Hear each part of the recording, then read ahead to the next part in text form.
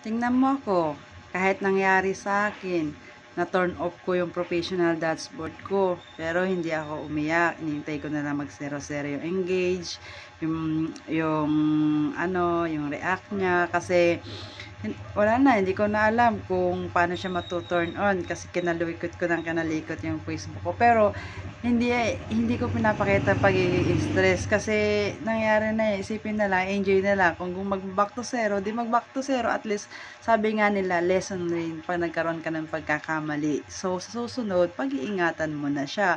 Kaya nakikita nyo dyan sa dashboard ko, lahat laging nakapula yan. Hindi nyo nakikita yan magi-green, green, green. Kasi alam nyo ba ang nangyari? Yung dashboard ko ay na-off ko.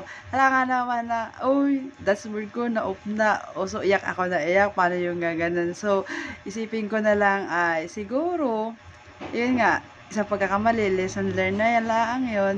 So, sabi daw nila, bago ulit daw ma-open yung maging turn on yung dashboard ko, kailangan mapa-negative ko yung react, tapos yung